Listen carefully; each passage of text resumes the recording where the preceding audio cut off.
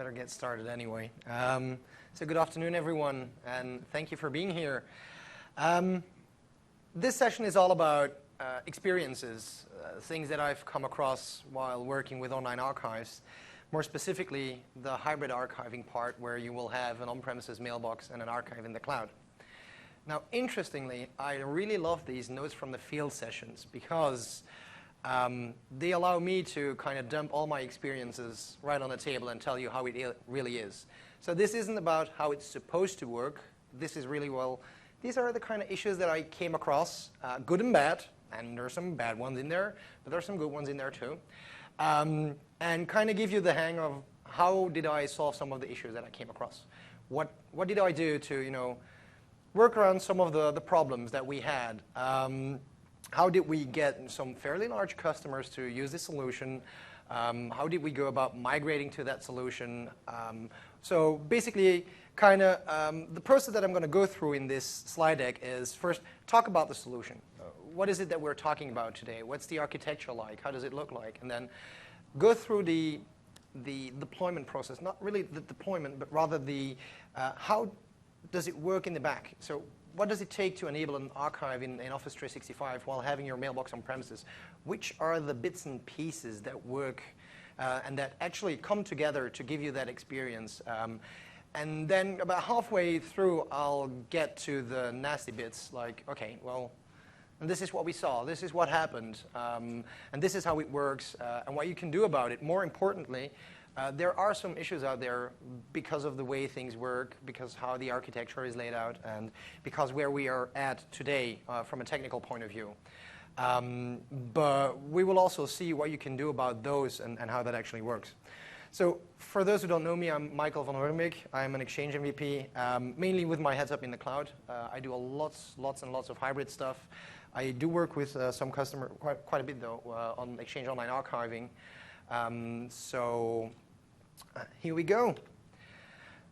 First of all, little introduction, online archiving. The provisioning process is something we will talk about too.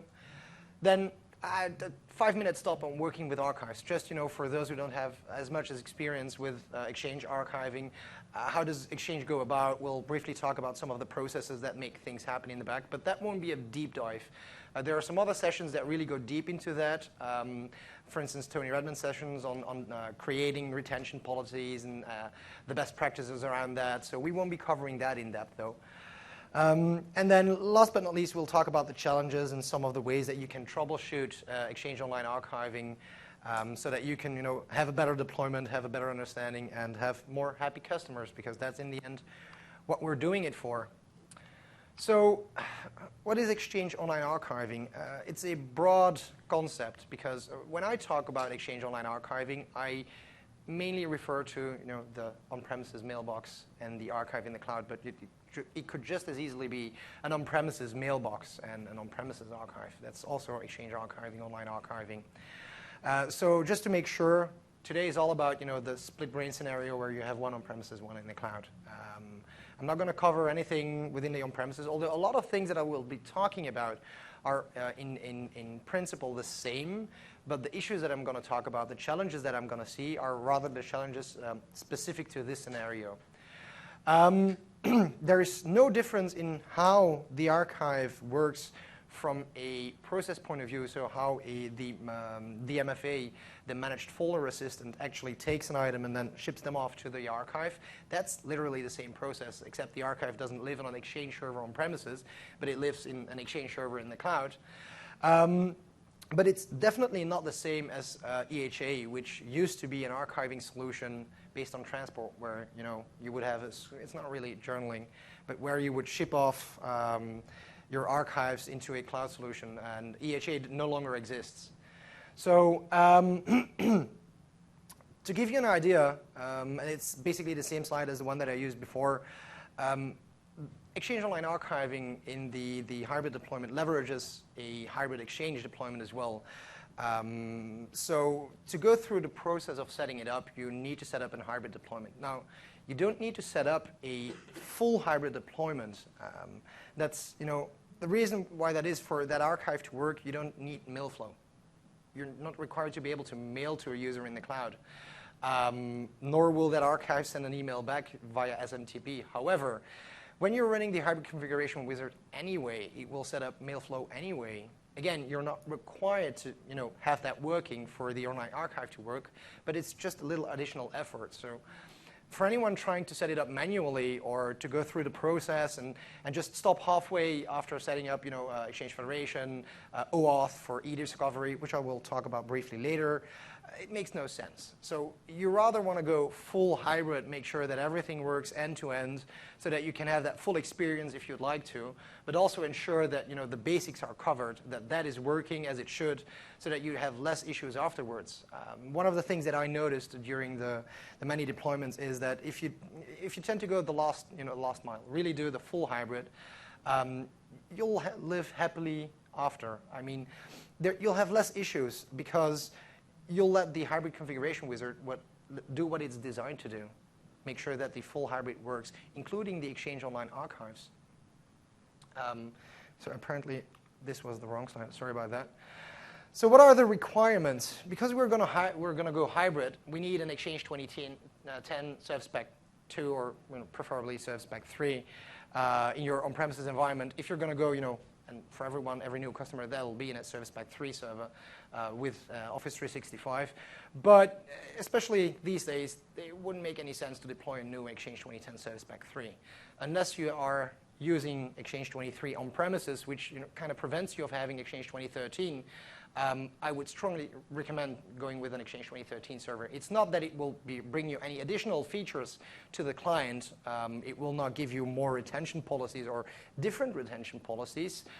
It will just give you a more happy experience in the hybrid world in the way Exchange 2013 sets up that hybrid configuration. And also, it is a requirement going forward to the future, although there are no dates that set for the entire OAuth experience. So there's new guidance that was released, I think it's about 2 weeks ago, that explains how you can set up OAuth between your on-premises environment and Office 365. And that is a requirement to make that cross-premises e-discovery work, which is kind of an important part when you're talking about archiving, discovering that information that is in that archive. So the process right now for setting up OAuth is, I'm not going to say tedious or very long. It's rather, you need to get used to it. It's fairly new. The information out there is rather limited. There are some scripts on TechNet, and they work beautifully. But it's still a manual process that you have to go through. Additionally, setting up OAuth in organizations that are not Exchange 2013 Serve Spec 1 doesn't serve much purpose. So that's kind of the things that you need to take into account. Now, one of the questions that I get asked quite regularly is, why would someone set up hybrid online archiving? Why not just do that on premises? Well, we're in an internet-connected world. Not everyone has a lot of bandwidth. Not everyone has low latency lines. I get that. Especially in environments where you have a DSL connection and 500 users, wouldn't be the best solution to recommend. I'm going to be brutally honest. Because you're pulling, you're having those connections to Office 365, and it's basically an online connection. It's not a cached connection. You're not caching the archive anywhere. So that'll be a pretty bad end-user experience if you would do that. However, if you're in a large corporation with a few users or a few thousand users, but you've got a really beefy internet connection, and they're becoming cheaper by the day, then that is actually a really good solution for a number of reasons. The primary reason I get, requested to go in and deploy such a solution is storage. Even though that since Exchange 2010, we've been told, hey, well, you can deploy JBOD, and you should deploy JBOD for a number of reasons, good reasons. There are still a lot of companies out there that have that beefy SAN that they want to use. However, when we're talking archiving, one of the primary purposes is PSD files, those pesky PSD files. We want to get rid of them. So you want to import them somewhere where you can control them, where the data is safe, where you as an admin know where the data is and what you can do with it. You can even encrypt it and so further and so on, which is a good thing. But imagine this scenario. I'm working with a customer, about 16,000 seats. They have 60 terabytes of PSD files. So if you go to your SAN administrators and you tell them, hey, I need an additional 60 terabytes per copy on a few databases. So if you follow Ross's advice, having 4 databases, kind of spread them around. They'll be for 240 terabytes. It becomes a lot, and SAN storage isn't cheap. So your archives become very, very, very expensive, which beats the purpose of having an archive. Especially in Outlook 2013, we have the Outlook slider, which gives you a huge mailbox. You can set the slider to only keep 6 months offline, and you'll have a small OSD file. So why would you then go for an archive? So it's a little trade-off that you have to look at. So first of all, if you don't have the storage, you don't have the money for the storage, or you don't want to spend expensive storage for Exchange Online archiving, this is a pretty good solution. You'll get to offload that huge amount of data to Office 365. And as we will be talking about later, that is also a challenge because that same customer that I talked about, 60 terabytes in PSD files, well, I need to find a way to somehow ship them from on-premises to Office 365. Whether or not I've got a beefy internet connection, it's going to take me a while to get 60 terabytes across the line. Another reason why you would do that, well, if you're already running hybrid, why not just use all the features that are there? A lot of customers have hybrid deployments. Why not just do it? There's no reason not doing it. It's just flipping a switch and it'll work. So that's one of the other reasons, just out of ease. And another reason why you could or should do it maybe is if you're already using online archiving, but you're trying to spec down the environment on premises, you can just use mailbox moves and move that archive to Office 365.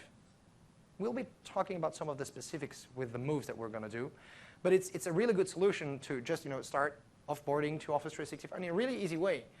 So at the same time, it doesn't require much effort when you went through all the hoops and all the things that you need to do. It is still something very, very specific, especially from a provisioning point of view. So what I'm going to walk through now is how do I get from an on-premises mailbox-only user to an on-premises mailbox with a cloud archive? And it's a multi-step process, meaning there is a multi-step process in the back. Typically, as an admin, as I said, you flip the switch. You say, provision the archive, and the magic happens. That thingy, it takes a while before it's actually active. So let's take a look how it looks from a high-level point of view. We've got a user mailbox. That's a given. It's on premises. It's running fine. Well, I'm assuming that it's running fine, and that's also a prerequisite that your Exchange environment is healthy. And you enable the remote archive. You can do that through PowerShell. You can do that through the EAC. Doesn't matter. There are many ways in how you can enable that archive. What happens, DirSync will do some trickery, some magic, and eventually the request to create an archive will get into Exchange Online. The archive will be created in Exchange Online, but that doesn't mean that your user has the archive. No, at that point, DirSync will get a response back from Exchange Online, which will then write an attribute into your on-premises environment, which actually activates the archive, and your user is happy. So what you see here, and I hope it's readable to everyone. If not, the slide decks should be on Yammer. To your left, you have the on-premises mailbox state. So I filtered that on-premises mailbox for that test user to query all the archive attributes. And as you can see, there is no archive. Now, in a hybrid deployment, in a full hybrid deployment, what you'll have is an on-premises mailbox and a cloud mail user, which corresponds with that user. They are tied together. They are the same object. Well, there are two different objects in the organization, but they represent the one and same mailbox, right? So this is a situation before we do anything. As an admin, you then go into EAC.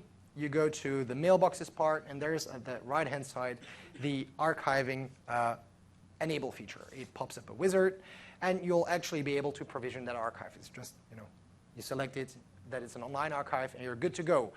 Again, the prerequisite here is that you already went through the process of setting up a hybrid. If you didn't set up a hybrid configuration prior to that, you won't have the option to create an online archive. I mean, online archive in Office 365. As I demonstrate as well, enable mailbox, identity the user. You specify it's a remote archive. you specify the archive domain, and the domain that you use there will be your service domain. So the service domain, since the Wave 15 in Office 365, will be your tenant name .mail.onmicrosoft.com. So that's something that should be fairly easy to figure out. What actually happens in this step, as soon as you save those changes, the on-premises user object will get stamped with a few new attributes, one of them being an archive GUID, so it'll give you one. It'll have an archive name, ELC mailbox flags, and the remote recipient type will change as well. That's what's happened. So far, nothing changes for the end user. Nothing else happens. Now,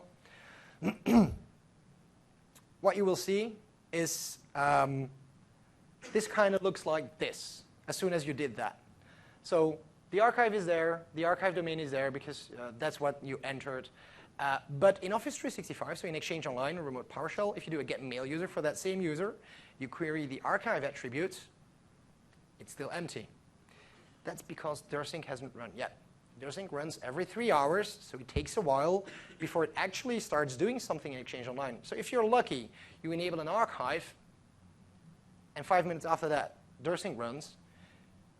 The first step is complete within 5 minutes. However, if you're unlucky, well, it doesn't have to do a lot with being lucky or unlucky, but in worst case scenario, it literally takes 2 hours and 59 minutes before DirSync runs again, maybe a little more depending on your schedule. So it might take a while until you get from step 1 to step 2. Again, this is fully transparent to you guys, so you could just click enable and turn your back and do something else. But it's very important from an end user perspective. If you're telling them, hey, I'm going to provision you with an archive, they shouldn't expect to have that archive right away. That is kind of slightly different with an on-premises experience where you could provision an archive and have it ready in 2 minutes. Theoretically, we could do this here as well, but that would involve us having to run DirSync manually a few times. So this is the first step. Second step, let's do DirSync, okay? DirSync will actually run, or you can force it, and what you need to see is that the 4-step process in a hybrid deployment runs perfectly without any issues. What actually happens in this step is that the attributes that we are created are just being sent to Windows Azure AD, which then does a backsync to the Exchange Online for us, which will pick up those settings and see, oh, wait a second, there's something that changed. However, what you will now see is that the on-premises environment still shows a state of hosted pending. I'm still waiting for something, whereas DirSync caused Exchange Online to actually provision and create the archive. So now the mail user who is tied to the mailbox on premises also has that archive available. So you'll see that the archive with the same GUID is created. It'll have a quota, it'll have a database, and it will show an archive status of being active. Your user still doesn't have an archive at this step. We'll have to wait for another DirSync to happen. So worst case scenario, we are 3 hours after you click the save button. Exchange Online has provisioned that archive. And we now need to wait for the second time that DirSync runs, because as soon as you enable the hybrid deployment, you're actually allowing the DirSync to write back a few attributes into your on-premises environment. And one of these attributes is the MS Exchange archive status. And that's actually the bit that flips, that tells the on-premise environment whether it's hosted pending or whether it's active. And that's what happens in this step. So you wait for the DirSync to run, and we'll go through the DirSync tools in just a second. And you will see that the user object actually gets stamped with that MS Exchange archive status for value of 1. So when we then take a look again at the on-premises mailbox and the cloud user that is connected to that mailbox, you will see that now the archive state is hosted provisioned. It's an active one. The one is available and you can connect to. So from this point on, what will happen is that your user will do an auto-discover request against your Exchange on-premises environment, because that's where his mailbox lives.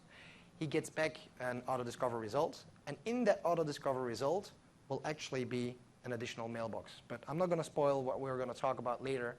I'm going to show you that auto-discover result. But as from now, the archive should be available. There might be a slight delay because of caching here and there. That's what I noticed. It's not instantaneously after you run the rsync, but it shouldn't last much more than a few minutes. Okay. So how do these archives show up in Outlook and OWA? Well, pretty much the same way as they do in the on-premises archive. It's a sort of secondary mailbox that sits there. It's not cached. You don't have as much control over it as you do with a regular mailbox because it's an archive. But there's literally no change for the end user. They just get the online archive there. The auto-discover response that I talked about before will have an alternative mailbox. So to Outlook, it's literally a second mailbox that's being opened. So what does that do with auto-discover? It changes the process a little bit, or it extends the process. So me as a user, I'll hit auto-discover. I'll tell them, hey, here's my credentials. Go and fetch my Outlook connection data. And the on-premises environment will actually read all the data from my mailbox and return it in an XML file. And there will be the alternative mailbox kind of piece in the auto-discover result. And what you can see here is that there is another SMTP address. And for those who saw the GUID from my archive at my service domain is the primary SMTP address. So what my Outlook client will do then is do a second auto-discover against the service domain and get the connection information for that mailbox, for that archive. So when you fire up Outlook, it'll do its auto-discover. Your mailbox will already open, but there will be a slight delay before the online archive will be available. So if you're in a hurry and you open up Outlook and you click on the archive, you'll get a message, the archive isn't available. Wait a few seconds for the second auto-discover to work, for the authentication to happen, so that the archive can actually open up in Outlook. The funny thing is that we will be talking about that authentication in just a bit because there is a change, and that is a change in user behavior that sometimes can be a little bit, a little bit confusing, especially to end users. So how do you see whether or not you have a connection to that archive and whether or not it's active? Well, if you go into the connection status of Outlook, right-click, Control right-click the Outlook item in the taskbar, you can actually see that next to the connections to your on-premises server, it will now have a connection to Office 365, just as if it would be a mailbox. The GUID that you see there is, again, the GUID from your own archive. So there's nothing fancy going on there. Pretty much works the same way. That's also the case in OWA. As you can see here, it's an empty archive, but the archive will just show up as if it were a secondary mailbox. In this case, however, there is no client that does the auto-discover requests. It's actually the server that's taking care of that. So as soon as you open up your mailbox, it will see there is an archive. It will actually open the connection to Office 365 in the back for you, and then show that, display that in your OWA, right? So that's pretty much, laying down the groundwork for how archived work, how the provisioning process works. And the key thing here to understand is, the delay. Make sure that you communicate that delay to your users. If you don't want to, then force rsync. But basically, most of my customers that I work with, I tell them, hey, I'll enable it today and you'll have it tomorrow, which is pretty accurate in most cases, depending on when you enable the archive for the user. So working with archives, again, this is laying the groundwork out for later discussions.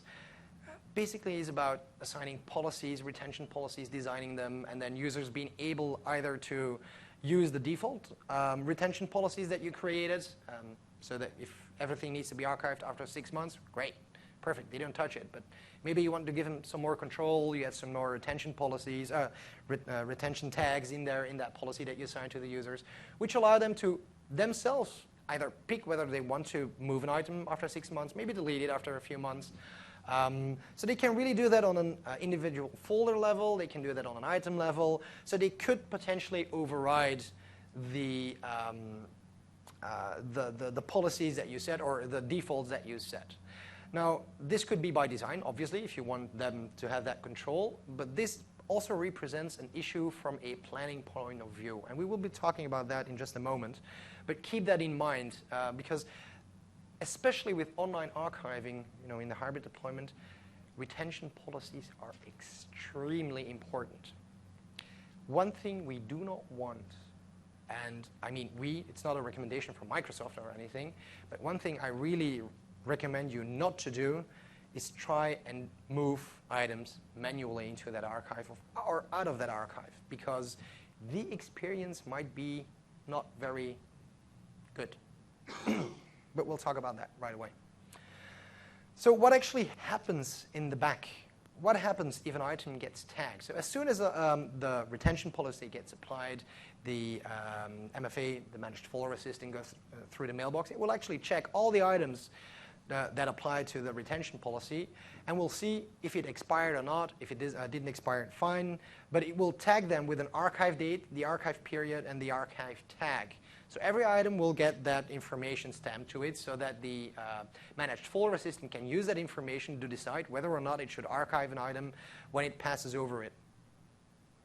The MFA, by the way, is an assistant that runs, on a work policy based, so you can run it more often if you would like to, but the defaults are pretty much good. I mean, it doesn't immediately archive an item, so it's not because I received an item at 2 o'clock in the afternoon that it will expire exactly 6 months later at 2 o'clock in the afternoon. Somewhere in that period, after 6 months, the item will get moved to the archive. And literally, it shouldn't really matter. What should matter are the retention policies, as I said, especially if you're already using online archiving on premises.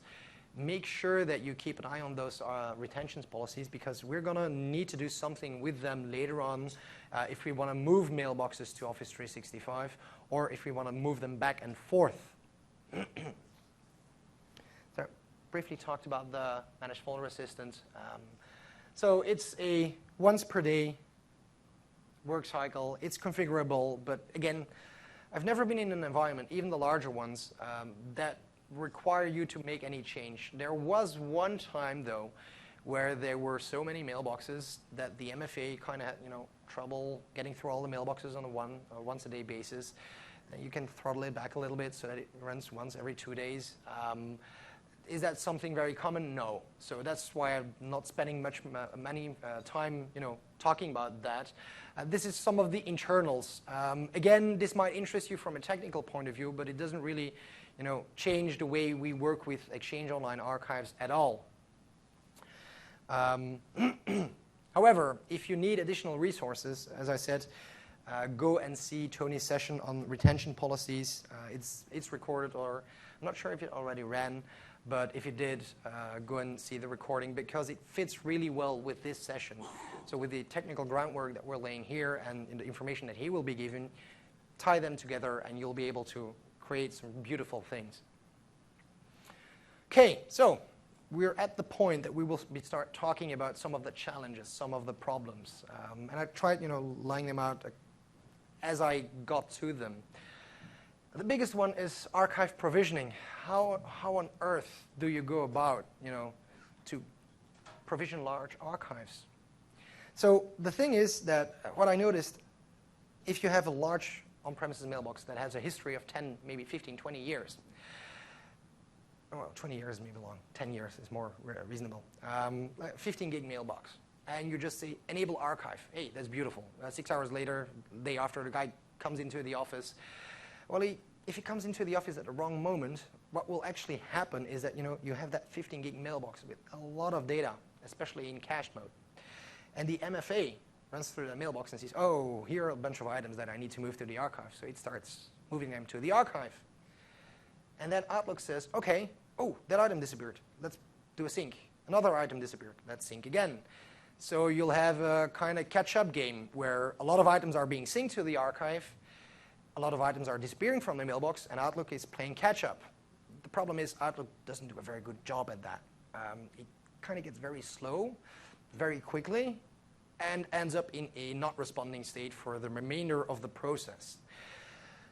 So experiment with it had a 15 gig mailbox, enabled it through the MFA, logged in into OWA, and about 48 hours later, I could use Outlook again. Not really what you want to happen. If you do it over the weekend, you might, that might work, but still, the cache on the Outlook client, thinks it has 15 gigs, whereas the server now has 1 gig of data. So Monday morning, it comes in, it starts syncing all the changes, and it doesn't do a very good job at it. So there is a KB article which literally came out about 3 or 4 weeks before the conference started, which describes this process in an Exchange 2010 environment, which should help you get around this process. However, there is nothing much that you can do about it right now. You can, start with a retention policy that says, everything after 15 years, and then 10 years, and then 5 years, so that you'll start moving off items more slowly to the archive. In the meantime, use Outlook in online mode, you'll be fine. Use OWA, you'll be fine. But fairly large mailboxes, that can be a painful process. It's not ideal. There's no real solution out there. It's just something that you have to go through. I will, however, give you a tip later on how you could kind of deal with it, because partially it seems to be the fact that it's syncing to Office 365 that's causing an additional delay for some reason. So another thing that I came across, bandwidth considerations. I'm sure we all run into the question of how much is enough? What do we need to actually be able to work with that? And it's really, really, really difficult to know, okay, I need 10 megs, I need 100 megs. There is the Exchange bandwidth calculator, which does a fairly good job at assessing the amount of data that you'll be exchanging. But you're not talking about a primary mailbox here. You're talking about an archive mailbox, which should have, I'm not saying stale data, but data that you shouldn't be accessing as much as you do with your primary mailbox, which is another tip. Make sure that when you're designing the retention policy, that when you're talking to your customer, that they are not forcing them, your users, to move everything to their archive after 6 months when they still use their items in that archive very heavily. Because if you're heavily working in the archive, especially in this scenario, not a happy camper. I tell you, it's not a beautiful sight. I've seen people cry and smash their computers because it's sometimes really slow. Because you might have a beefy network connection at work, which is great, and you'll be happy and you'll be doing stuff. But then they take their laptops home, and they have a DSL connection, and they want to do the same thing, and then the latency kicks in. And they click a message, and it takes 6 seconds to open the message. And they want to download an attachment, 5 meg attachment. Hey, it takes a while before it gets downloaded from the archive. So you don't want to have them work in the archive. You want them to consult the archive when they really need it, but they shouldn't be working in there, right? Another thing is that you have that vast amount of data in Exchange. Awesome. How much data is going to be archived? What data is eligible to go into that archive? How do you know that?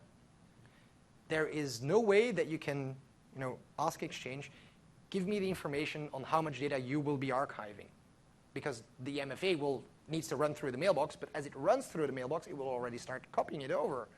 So there is no predictive way to know my archives will be 6 gigs a mailbox, 2 gigs, 5 gigs. Let's call it out. Do you know how many data is older than 5 years in your mailbox? Anyone? Shout it out. You say, yeah, about 10,000 emails. I have no idea. I have data in my mailbox, but I could have like 1,000 emails from yesterday or last year, and maybe 10,000 the year before, but it could be the other way around. I have no idea. And frankly, I don't care. If I want an email, I just fire up search in Outlook, and that works fine. That's how it should be. So you're kind of in the dilemma. What do you do at this stage? Well, it took me a while to figure out what the best thing would be, but I created a script. It's conveniently called estimate archive size, and it has a switch of age limit. So depending on the default policy that you are deploying, meaning 6 months, a year, 2 years, 5 years, move to archive, depending on what you're doing, you can run this script against your environment, and it will actually go through each mailbox, each item in the mailbox, and check whether or not that item is an item that will be archived. And it will report on that. There's two things. It's a great, great script, and I really love it, not because I wrote it, but it's great. But slow as hell. I mean, it's using Exchange Web Services to go through each mailbox, each item in each mailbox. So the larger your mailboxes are, the longer it takes, right? It's kind of logical. Another thing, it's an estimation. It's not very accurate. I had to kind of put things together fairly quickly. It doesn't take into account calendaring items, well, it does take them into account, but it doesn't take into account exclusions. So if you design a retention policy which says, I don't want to archive calendaring items, or I want to do this or that, it just goes through all the items, composes a list of items, and says, hey, here are all the items that are older than the age limit that you specified, which is good. It gives you an estimation, but it will not be 100% accurate. Can you make it more accurate? Yes. Will it take you a lot of work? Probably. I got a little bit of help from some of the other MVPs because I'm not a developer. So if you're a developer, by all means, make it better and share it with everyone because people will like this. Basically, what the script does, it goes into the mailbox using EWS and it takes a look at the MAPI properties, the same property that the MFA looks at. It's the PR message size object property, MAPI property, and it takes that value, knows it's in bytes, and then counts them all per mailbox. Gives you a fairly good and nice overview.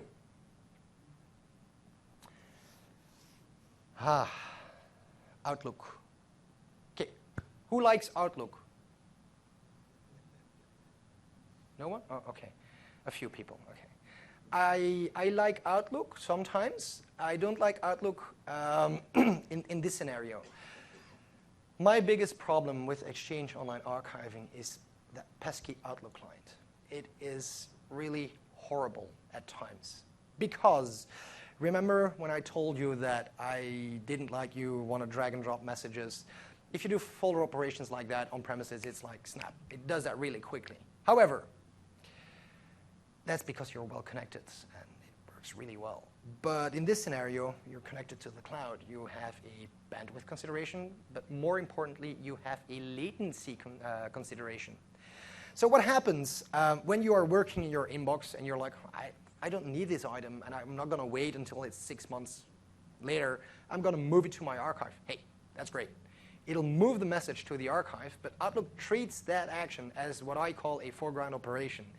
It'll do that instantaneously. It will start doing it while you're in Outlook, which might be what you want. However, the problem is that if it takes 30 seconds to move that message to the archive mailbox, your Outlook will go into a not responding state for 30 seconds. So imagine one of your users taking a 50 meg attachment on a DSL connection with a 1 meg upload and drag and dropping it in the archive. You can go down and have lunch. It'll take 5-6 minutes before your Outlook literally comes out of that not responding state. And restarting Outlook right away won't work. So that's something that you need to take into account. Is there a fix? No. I know they're looking into it, and I'm sure that will get solved eventually. It's just the way how Exchange and Outlook handle things. But in this case, is this a real problem? It doesn't have to be. You just have to educate your users. Tell them not to do it. I know, it's a problem. Users don't listen. But they'll find out the hard way, and they'll listen eventually. But don't let them move messages manually. Just, there's retention policies, and maybe let them move items in a special folder to be archived and to be forgotten. Fine. If they have their own folder structure, fine, let them use that. But tell them not to drag and drop big messages. They can do that from time to time. There's no problem with it. It'll work. The message will get moved, and it'll work beautifully. But it just takes time, and Outlook doesn't cope well. Alternatively, use OWA. So we've seen quite a lot of improvements in OWA during Mac, which makes it a very good client, which makes it a client which might replace Outlook for some of your users. Or if you tell them, hey, if you really want to do that, log into OWA and make that happen, because they won't have the not responding state. Exchange doesn't have the not responding state. It always responds. So rely on the Exchange way of things. That's kind of how I like to put it out there. leverage the infrastructure that's there and how that works and how it actually copes with that. Authentication, I already said it earlier. As soon as you have a mailbox in Office 365, you'll be using basic authentication. So I'm a happy user. I have a mailbox on premises, and my administrator said, OK, here is a cloud archive. Yay. The day later, I get into the office, 6-hour delay. I fire up my Outlook. Bam, authentication prompt. I didn't see that yesterday. My Outlook used to log in normally. Why am I seeing that authentication prompt? Well, it's basic authentication to Office 365. You're opening a mailbox. That's what happens. So what happens is that your user actually has to log into Office 365. Now the fun starts. Oh, yeah, I know this prompt. I know how this looks like. I'll just use domain backslash my username and my password. OK, pop up again. Tries it again, or even worse, wrong password because I don't know what password to use. Let me try this. Let me try something else. Well, that doesn't work. You're authenticating against Office 365, which means that you need to use your UPN. So user education, again, is very crucial here. Tell them you will be getting an authentication pop-up. Yes, you will be using your UPN. By the way, if you can, make sure the UPN matches the email address, because that makes their life easy. Otherwise, you will have to go up to your users and tell them, well, you will have to use a UPN. And they will be like, a UP what?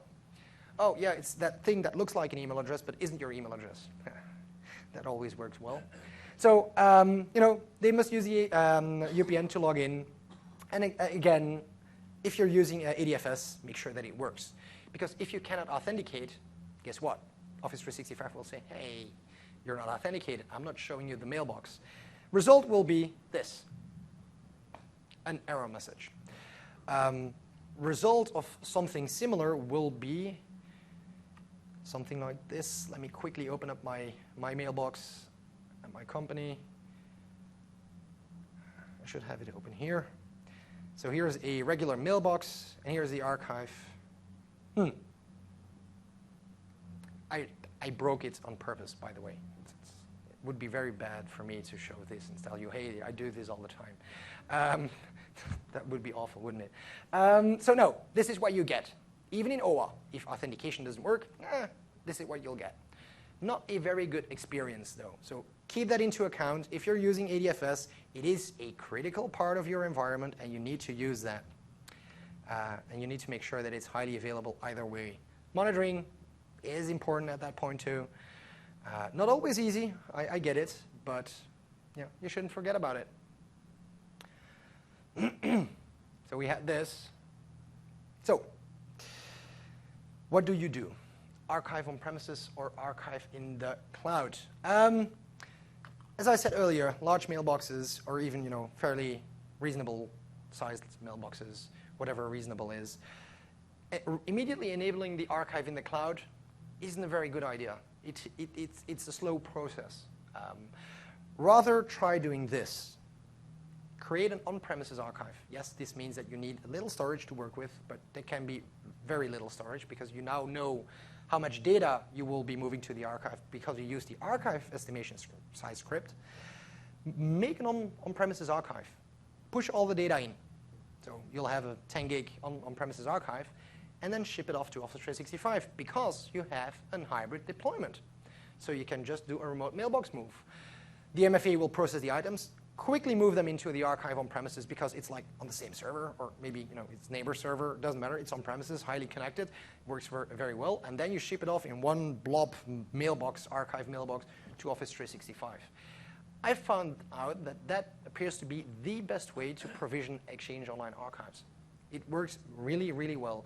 Needs a little bit more planning on the Exchange side on premises because you need that temporary data to store it on, but I'm pretty sure you'll be able to find a 500 gig disk, maybe make 2 copies out of it to protect it a little bit, to make that happen.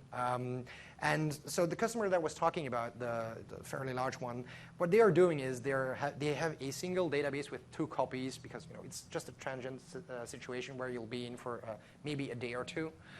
So they're creating the on-premises archives. They're filling them up until the database is like 350 gigs, maybe 400 gigabytes. Then they ship all the archives to Office 365. They delete the mailbox database where the archive is in. They create a new one. So they free up the disk space and they create a new database, fill it up again, ship it off to Office 365, delete it again. That's a process they go through. Is it a tedious process? Not really. It's something that you need to follow up with. That's true. But again, you're in a process of moving to a solution, and that works really, really, really good. Which now brings me into the situation of remote mailbox moves. How does that work? What are the challenges there? What are the things there? Well, it leverages the power of the mailbox replication service, which means that it's really, really good. Now, I got a question earlier this morning, really interesting. There is an item limit in Office 365, right? So if you're using the MRS of 25 megs, so if you're using the MRS to move a mailbox, any item that's larger as 25 megs will stay behind, unless you tell the mailbox move to fail when it cannot move an item. So on premises, it doesn't care about item sizes, right? And we talk about that, so keep that in mind. It's just something that we need to talk about in a few minutes. But item sizes are also very important in this case. The MFA, for instance, if you provision an archive to Office 365 right away, every item that's larger as 25 megs will never get moved to Office 365.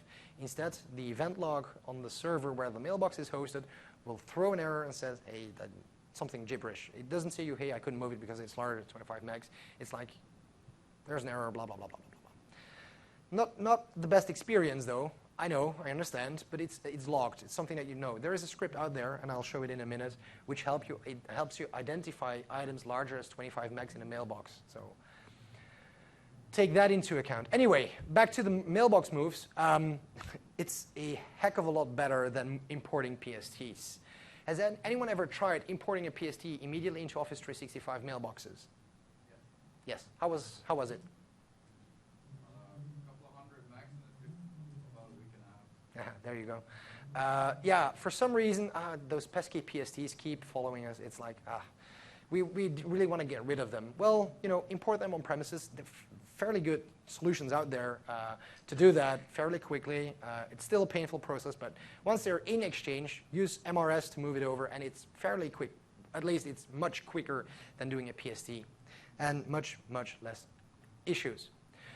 So from a high-level point of view, you just initiate a move. The move starts, creates the hierarchy, and then copies over the content, and then finalizes the move. It's a mailbox move. It's an archive mailbox, but it's a regular mailbox move as you would move other mailboxes to Office 365. There are no differences there. However, again, DirSync is very, very important in this scenario. Once you move that mailbox to Office 365, your archive might become disconnected for a while from the Outlook client if your user is actively working in Outlook. At one point, the archive will disappear on premises, and your Outlook will be like, oh, what happened? I don't have the archive anymore. So again, explain to your users, your archive will not be available for a short period of time until you fire up Outlook a few times. It does the auto-discover. It then sees, oh, my archive moved to that other domain. Then does the second auto-discover. You'll get the authentication prompt, which we talked about, and all is good again. But make sure to warn them up front, because you have to fire up Outlook again. They will get the message box telling you your administrator made a change. Please restart Outlook. But there will be a brief moment if they're working in the archive that they will get an error message like the one that we saw before, like, hey, I have no idea where your archive has gone. So make sure that you communicate that well in time. Another thing, which I said earlier, retention policies. They are crucial here. You need them. Obviously, you do. But when you move mailboxes between on-premises and the cloud, even archives, if you have an on-premises archive already set up, which means that you have a retention policy on-premises, and you have these tags tied to that retention policy. However, if you would move them to Office 365 without doing anything else, how does Exchange Online know what policies you have on premises? How does it know what retention tags you have used in that retention policy? So that's basically a situation you don't want to end up with. So what you need to do for mailboxes, archive mailboxes, in order for them to move to Office 365 is export the retention policies that you're using on premises and the retention tags, and then import them into Office 365 to make sure they exist in both worlds. This means that this is a process that you need to maintain. If you ever create new retention policies, make sure that these new ones, these new retention tags and retention policies are known in Exchange Online, because you don't want to end up in the situation where all the items get untagged, even the personal tags, because you couldn't find the retention tags. mailbox policies. This is so I was talking about setting up hybrid, a full hybrid deployment, right? If you run through the hybrid configuration wizard, basically your life's good. However, if you're using unified messaging on premises, some of you might know this, if you move a mailbox from on-premises to the cloud, then you need to also create the mailbox policies in the cloud and actually make sure that they are kind of tied together so that when you move a mailbox, the properties aren't lost and you can still use some of the functionality. This also happens when you only move an archive. So imagine you're in a situation where you will never move a mailbox to Office 365, but you want to put all your archives there, and you're using Well, if you want to move an archive of an enabled user, you have to create a mailbox policies in the cloud as well. You'll never use them. There's no point for them to ask for this. It's one of my biggest asks, because why set up policies in Office 365 if I'm only going to have archives in there? It's not that I'm doing something with but still, it's something that you need to know. You need to do that. You need to make sure that that's set up correctly too. Maybe some of you are using a third-party archiving solution. Hey, great. There's no problem with that, but some people might be willing to move to Office 365 with their archives. That's a problem. I came across a few instances of that where moving off the archiving solution proved very problematic. Not every archiving solution out there ties in with Office 365 right away. So the approach there is either you go PST, which we talked about just a few moments ago. It's not really a happy way to do. Basically, what I ended up doing in all of the cases is take the archive, the third-party archive, merge it again in the mailbox, which in some situations is something quite painful for some users because they'll have a fairly large set. There are some solutions that will allow you to take the archive and push it into an Exchange Online archive on premises, which is great because then you can move it off to Office 365 again. But it's not really a very good experience overall, is it?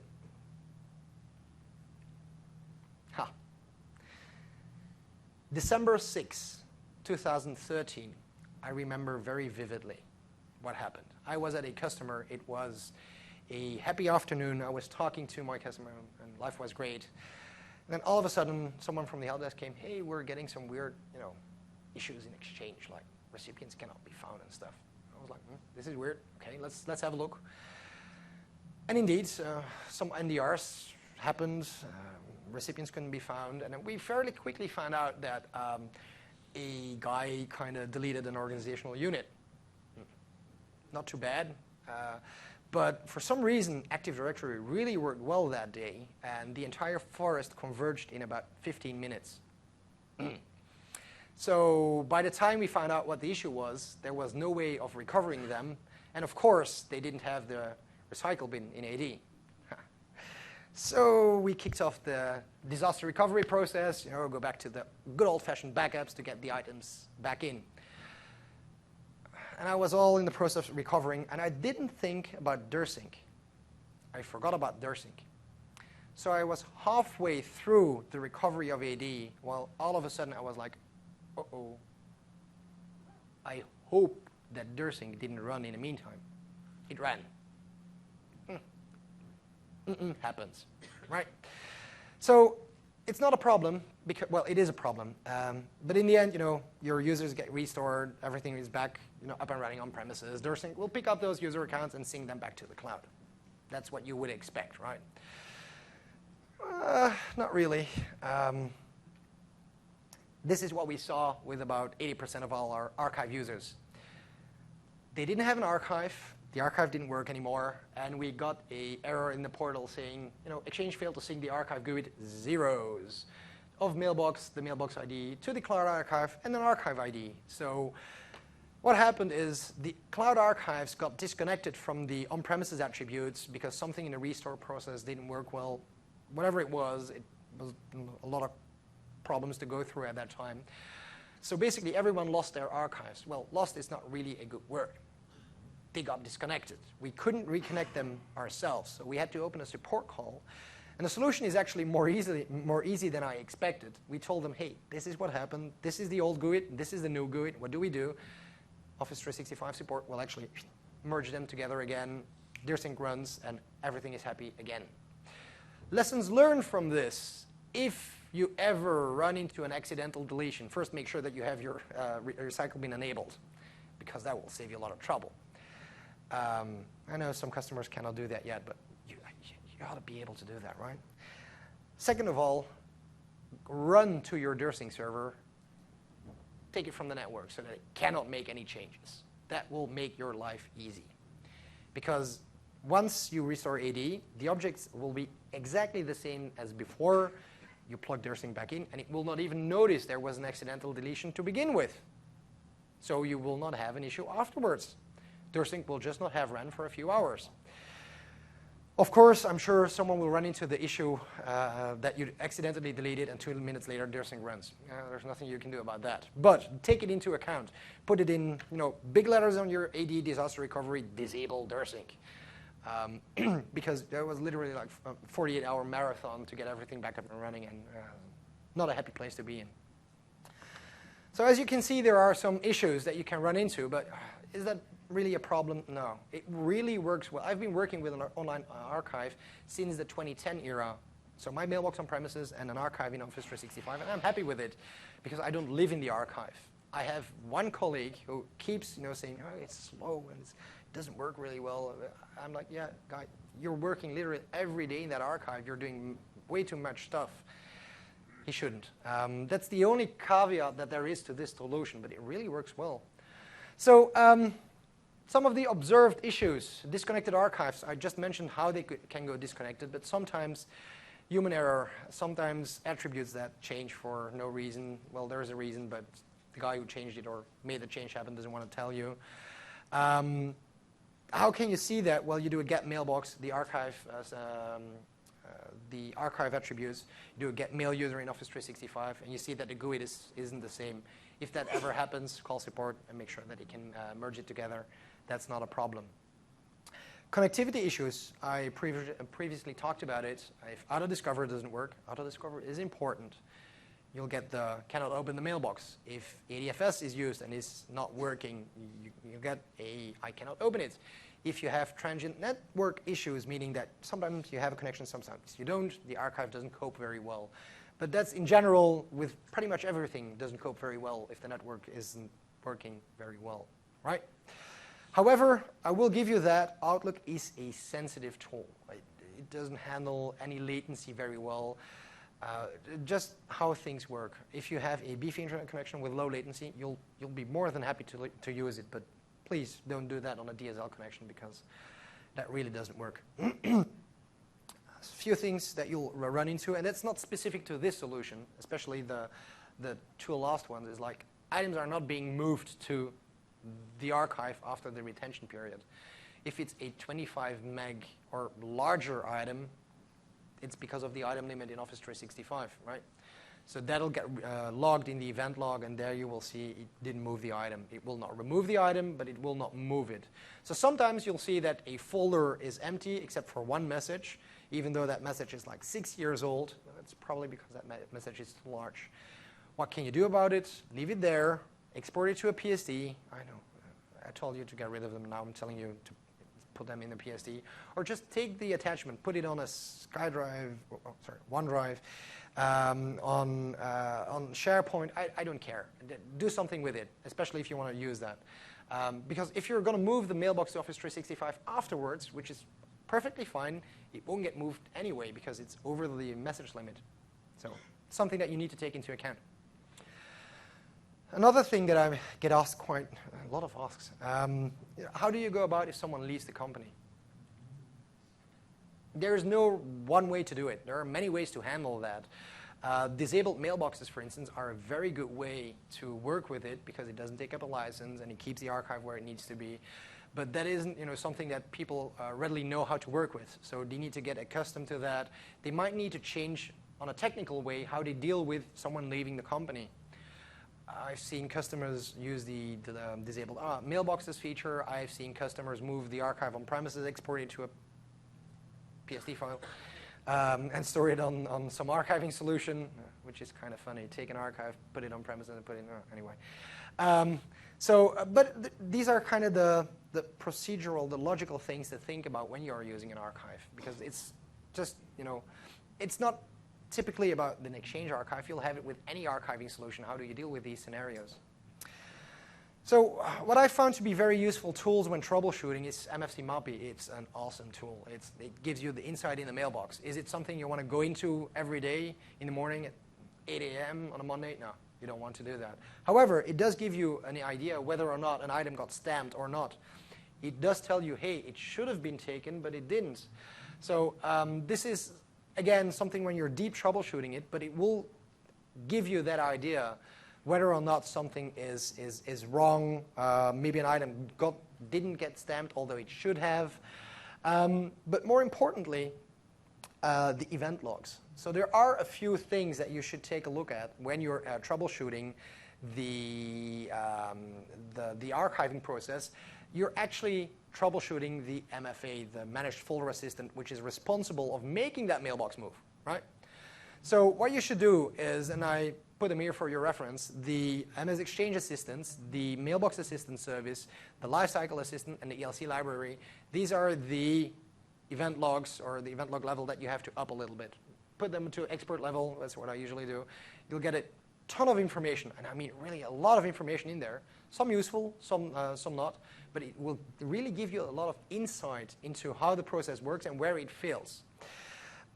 Something not many people know, the export mailbox diagnostics log is extremely useful, because if you use the export mailbox diagnostics log, you give the mailbox ID and then the component MRM, you'll actually get some information which tells you why it didn't run, why it couldn't process a mailbox. And in this case, somewhere in 2013, it says, well, unable to find a matching retention policy in Active Directory. So what actually happened is that the retention tag or retention policies that were used were deleted, but the IDA replication wasn't working very well. So Exchange was sometimes pointing to one domain controller where it had them, and the other one it didn't have them. So that was kind of causing some issues. Took a little time to figure it out. So I learned about this command through Microsoft support, so it's awesome. And since then, I really use it quite regularly, because it gives you that feedback, that information into why the process, the MFA, couldn't do certain things. Again, the slide decks are available, so you should be able to get information from there.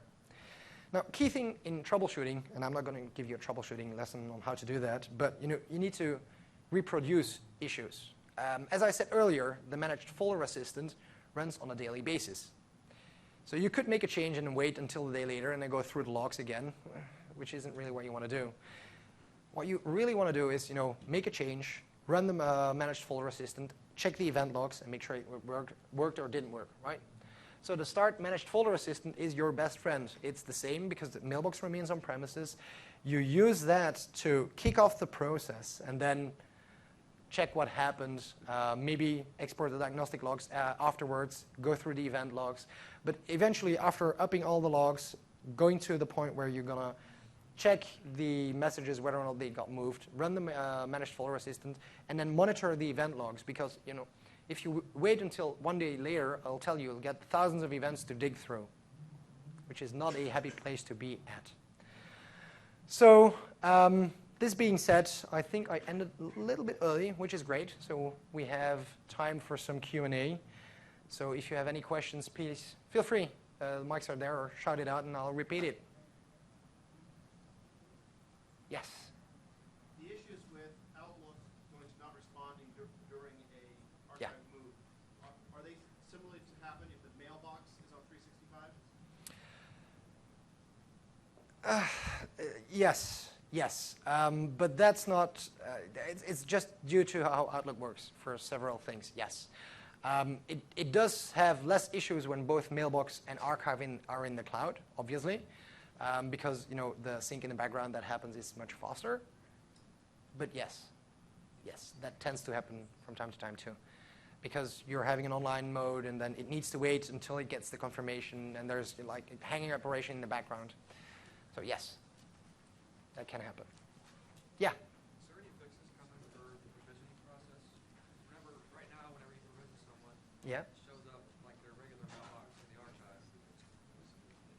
They show their primary mailbox in Yeah. the archive. It's like a duplicate of their primary until it's fully consistent in our environment. I have not seen that before, honestly. Typically, so the screenshots that you saw earlier, they actually show an empty archive, and you shouldn't be able to open the archive anyway until it gets provisioned. It lets me expand it, and it just shows me a copy of my regular mailbox, and then next morning it'll be an empty archive.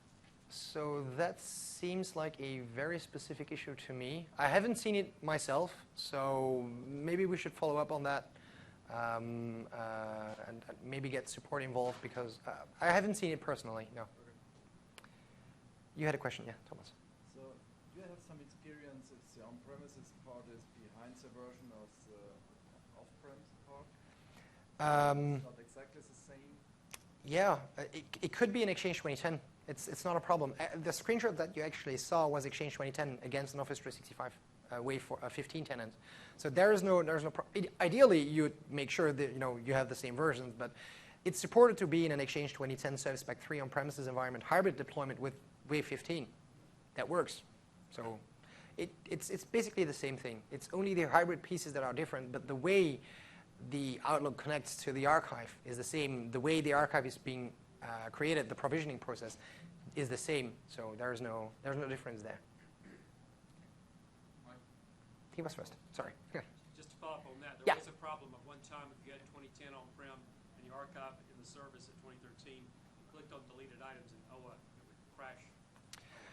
That was, I would say, during the very early days when they just started switching over, yes, but these are mainly, I haven't seen any similar issues for a long time now. Well, my actual question was, do you have any thoughts on the PST import process, best practices for doing that? Do it to an online archive on-premise. Yeah. Well, yeah, I just take away the hybrid situation. You're just Mhm. doing it on So there are many ways to go about. One thing that I've noticed is that from a tooling perspective, there are some great tools out there, but sometimes they all behave badly. It's just because of those pesky PST files. They are really horrible to deal with. The rate at which they import, yeah, it's slow. I have actually noticed that importing them natively in Exchange sometimes really works much better than having a third-party tool, which calls upon the same principle, though, but doing it manually. The problem is, by doing things manually, it'll cost you more money because you have to spend time. So there's a bunch of data. The PST Explorer, I think it's called, the Microsoft tool, which goes out and finds the PSTs. It's a great tool, but you'll stumble across throttling, importing, corrupted PSTs, corrupted items, and that's not because of tooling, it's not because of Exchange, but just because of how PSTs are. Can you safely predict upfront whether you will have issues, or how they will arise, or what items will be having issues? No, there's no easy way of telling. So it is what it is, unfortunately. We found, for example, that import PST from the server side of an old ANSI PST would sometimes end up with empty messages, whereas if you took the same PST and did it through Outlook, it's just fine. Yeah. Well, that's a very good point that you have there. Outlook does a fairly good job with dealing with PSTs because they have a very long knowledge of dealing with PSTs. The problem there is even more manual, like importing a PST, and you literally have to go there instead of dumping them in a folder. But yes, I have had situations where I had to connect the PST to Outlook, then import it into the mailbox of that user, which, to be quite frankly, we just set a user to do it themselves. We gave them the PST. It's like, hey, do it yourselves. And by the way, do it quickly because we'll remove the ability to use a PST within a few weeks. And they did it. If you give them a deadline, they usually do it. Is it the best user experience? No. it's a trade-off that you have to make. Can you do it for them? Yes. Will it be a tedious process? Hell yeah, it will be. So it's all about, you know, what you can do, how big are they, and so forth and so on. But generally, if you just hand it out to them, the PST, and you said, hey, do us a favor, let's get rid of them, import them into a mailbox. Do it on a Friday night and leave your computer running, fine. And that works really well. But sometimes, you know, you don't want your users to get involved. And then you have to, you know, find some tooling, but they all run into the same issues. I haven't had a single tool that was better than the other one. I mean, some are better from a process point of view and options point of view, but they all do the same thing. Open the PST and then read the files. And they all do it the same way, because there's only one way to do it. So, you had a question? Yeah. My question was, do you have any experience or recommendations for clients that came from EHA to E14 and E15, and that they really don't want to have the online archives available to the end users, but more as a journaling solution? Well, there is no, hold on, let me rephrase that. You cannot journal to a mailbox in Office 365. It's not supported. So if you want to do that, fine. You can set up a journaling rule in Office 365, which journals to an on-premises mailbox. Great. You cannot do the other way around. So if you don't want an online archive, don't enable them. It's as easy as that. Can you use a third-party journaling solution? Sure, you can. I know of some customers that have a device sitting in a perimeter network. Every mail comes through there, and they offload one copy to the journaling solution and one copy to Exchange. Yeah, it's possible. You don't need to use online. I just find them very useful from an end user perspective. But if you don't want to do that, or if you have regulatory needs, that's mainly where journaling kicks in. Then that's when you would use journaling. Yeah. Any other questions? Okay, awesome, perfect. So thank you very much. I'll be around. Please don't forget to fill in your session evals for today. If you have any questions to follow up with, I'll be around in the area. I'll have another session, the UC Architects, coming up. So if you want to, feel free to go there. But other than that, thank you very much, and enjoy the rest of what's left of MEC.